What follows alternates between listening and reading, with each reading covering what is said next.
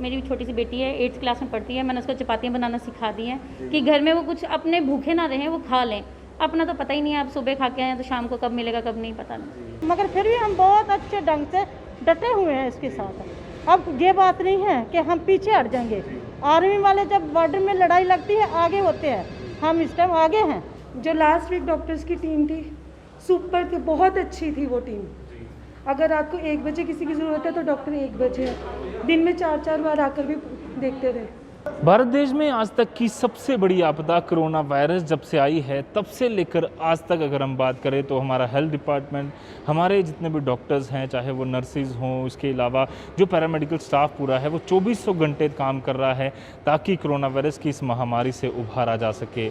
पर लगातार हम देखते हैं कई बार इस तरह की परेशानियां लोगों को आती हैं जिसमें कि लोगों को लगता है कि शायद जो पेशेंट है वो नहीं बच सकता, पर बावजूद उसके कई सारी ऐसी कहानियां हैं जो हमारे डॉक्टर्स की, पेशेंट जो डॉक्टर्स हैं, चाहे वो अटेंडेंट, इसके अलावा जो पैरामेडिकल स्टाफ है वो किस तरह से काम कर रहा है, उनकी जो कहानी है वो भी सबके सामने आनी चाहिए ताकि पता चले कि कितनी मुश्किल से पिछले 1.5 साल से उन्होंने कोरोना वायरस में ये काम किया और अभी भी लगातार कोशिश कर रहे हैं कि ये जो महामारी है इससे हम लोग उभर सके।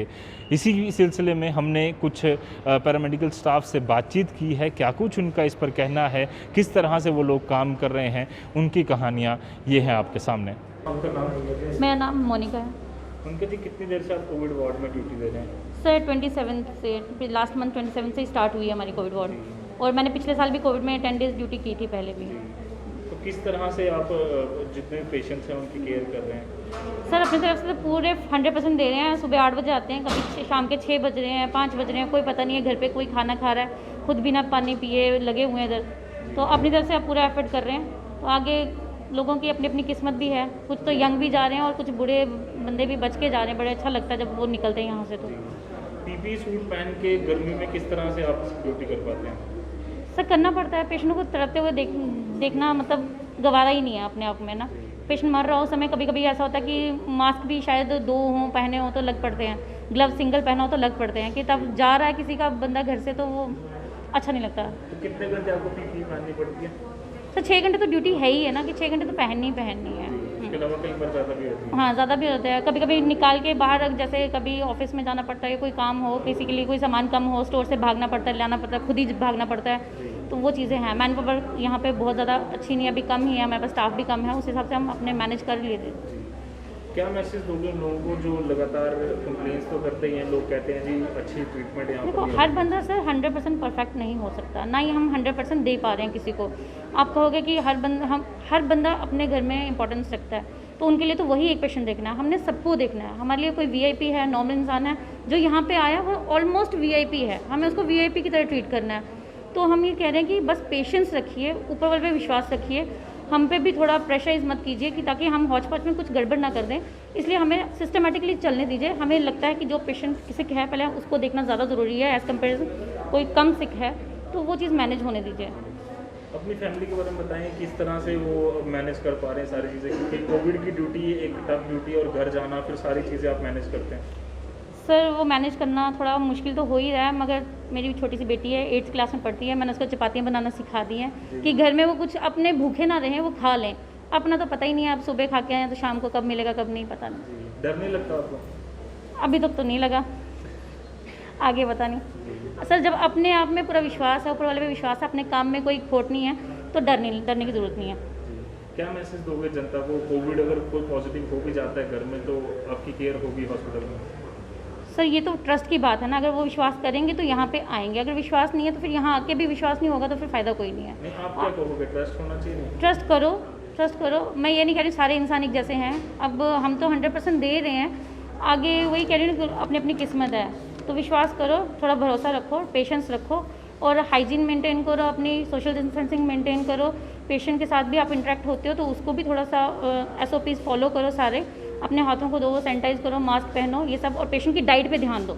जो लोग यहाँ पे कम मतलब कर पाते हैं, डाइट प्रॉपर्ली दे नहीं पा रहे हैं ना पेशेंटों को, रीज़न ये है कि पेशेंट कहता है मेरा मन नहीं है खाने का, तो उनको वो प्रेशराइज नहीं कर रहे, उनको कहो कि डाइट अच्छी खाओ तो ताकि आप जल्दी से ठीक हो जाएंगे। जी कितनी देर से, पिछले 1.5 साल हो चुका है कोविड में, किस तरह से काम मैं 1.5 साल से कर रही हूँ कोविड में काम।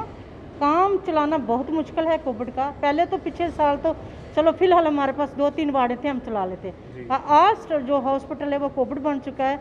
अब 3-3 बच्चे हमने एक वार्ड में सिस्टर दिए, 2-2 एनओ दिए और 62 बेड है। वो आप बोलो कैसे उसको मैनेज करना है। फिर भी स्टाफ इतनी स्ट्रगल कर रहा था, इतने अच्छे ढंग से चल रहा है, कोविड हमारा अच्छा चल रहा है। सिर्फ हमें शॉर्टेज है थोड़ी स्टाफ की, जो नई वार्डें हमारी खुल रही है उनके लिए हमारे लिए स्टाफ लाया जाए, एनओ लाया जाए, जो कि हमारा टाइम पास हो जाए। मगर फिर भी हम बहुत अच्छे ढंग से डटे हुए हैं इसके साथ। अब ये बात नहीं है कि हम पीछे हट जाएंगे। आर्मी वाले जब बॉर्डर में लड़ाई लगती है आगे होते हैं, हम इस टाइम आगे हैं, डरना नहीं है हमने। हमारे बच्चे बहुत अच्छी तरह काम कर रहे हैं, कोई प्रॉब्लम नहीं। हॉस्पिटल सिर्फ शॉर्टेज है स्टाफ की। आप 62 बेड हैं, हमें लोग बोलते हैं टाइम पे इंजेक्शन नहीं लगा। वो हाथ तो उसके 2 हैं, वो बच्चा जाएगा एक पेशेंट को 15 मिनट लगाएगा, आज से टाइम लगेगा उनको। पब्लिक बोलती है हमें 12 बजे लगना चाहिए, मगर वो तो नहीं हो सकता। ये सोचो ना, अगर 62 हैं और उनको 30 पेशेंट का टारगेट चल रहा है। ट्रीटमेंट कोविड का बहुत टफ है, बहुत लंबा है, एकदम हम दे नहीं सकते। इसका हमारा एक घंटा पौना घंटा लगेगा चलो, मगर लोग हौसला नहीं रखते कि हम चलो ये बच्चे आए हैं, किसी के बच्चे काम कर रहे हैं। कितने प्यार के साथ बच्चा किट डालता है। भैया आप डाल कर दिखाइए, अगर कहें 1 घंटे से ज़्यादा डालोगे तो देखो क्या होता है। मगर फिर भी वो लगे हुए हैं, लड़ाई के लगे। यही बच्चों को बोला गया है, हमने यही बोला है कि बच्चे अब हमारी ये इम्तिहान है हमारा, हमने इसका पास करना है, इसमें पीछे नहीं हटना। अगर आर्मी पीछे नहीं हटती तो हम कैसे हटेंगे। हाँ बॉर्डर पे है इस टाइम, बॉर्डर चलाना। बच्चे जाते हैं, देखो आप बच्चे छोटी एज के बच्चे हैं, सीनियर भी हैं, सीनियर। पूरा हॉस्पिटल जो है ना सबको लगा गया कोविड, ये पूरा हॉस्पिटल कोविड है। कई बार फ्रस्ट्रेशन नहीं होती, लोग भी ज़्यादा प्रेशराइज करते हैं, तब तो लगता नहीं है कि छोड़ दें सब। नहीं, ऐसा कोई नहीं, ऐसा कोई नहीं, क्योंकि हमने लड़ दी है लड़ाई। अगर अब हम छोड़ देंगे, इतने साल हमने नहीं कोविड फैला, उस टाइम क्यों नहीं छोड़ी हमने, नहीं छोड़ेंगे। दम निकल गया तो छोड़ देंगे। अगर बच्चे रहे तो ठीक है, हमारा यही कहना। आज हम ठीक हैं, हमें पता नहीं कल हमारा आना है, मगर लड़ाई हमारी जारी रहेगी। डर नहीं लगता कोविड से? और नहीं कहती कभी फैमिली तो क्या कहेगी, फैमिली हम डिपार्टमेंट ही हमारा है, और इतने सालों के बाद जो फैली है तो जिसको तो कंट्रोल करना तो हमारा काम ही है ना। लोगों के लिए क्या मैसेज दोगे जो सपोर्ट आपको करें? मैं वही लोगों को कहते हैं हमारे साथ कंप्रोमाइज़ करें और प्यार के साथ बोलें, सिस्टर के साथ, उसको बदतमीजी के साथ नहीं बाज आए। लोग ऐसे पकड़ते हैं, सिस्टर का पकड़ना कोई ये काम नहीं है। सिस्टर से प्यार के साथ भर गए। हमारे पास कश्मीरी पेशेंट आते हैं, 10 घंटे पीछे खड़ा रहता है, वो कहता है मैम जी मेरे पेशेंट का इंजेक्शन है, हम प्यार के साथ उधर लगाते हैं। जब वो मारने के लिए आते हैं फिर तो होना पड़ता है। ये हर डिपार्टमेंट होता है, पहले भी हमारे डॉक्टर्स लोग थे, नहीं करते थे आगे, मगर जब मार आगे आ जाते हैं तो फिर क्या करेंगे हम, वो तो करना पड़ेगा। मगर हम फिर भी पब्लिक को यही सजेशन देते हैं हमारा साथ दो, हम आपके साथ हैं, आपके पेशेंट को कोई प्रॉब्लम नहीं होगी। हाँ जिनका बीपी शुगर सब है पेशेंट, पहले भी डायबिटीज उनकी डेथ होती थी, मगर बर्दाश्त भी करना है ना, ट्रीटमेंट लेना, प्यार के साथ आए, प्यार के साथ ले। अगर हमारी सिस्टर कोई भी नहीं कंप्रोमाइज़ करती, आप बताओ अगर सिस्टर नहीं होती, डॉक्टर नहीं होते, जो लोग कैसे डिस्चार्ज होते, कैसे जो घरों में जाते। 95% जो पेशेंट अब पिछली कोविड में ठीक होकर घर गया, 5% की डेथ हुई थी। अब ये ऐसा आया कि इसकी प्रॉब्लम ये आई है कि अब बाहर जाओ हर जगह में क्या है, कोविड है, कैसे संभाल लेंगे। मगर फिर भी हम संभाल लेंगे, मगर हम इसको हारेंगे नहीं, हम काम करेंगे डट के अपने बच्चे। हाँ जब तक अगर आज हैं कल नहीं, फिर तो कैसे कह सकते। टाइम आपके आगे खड़ी हूँ, हो सकता 2 घंटे के मैं भी अंदर हो जाऊँ, कोविड में पॉजिटिव होकर मैं भी अंदर हो जाऊँ, इसका कोई नहीं। कितनी नर्सेज अभी तक कुछ पॉजिटिव बड़ी सारी आई है? पोस्टर तो हमारी 4 तो डेथ हो चुकी है, तो पोस्टर तो 67% बच्चे हो रहे हैं इस कोविड में, पहले कोविड में नहीं।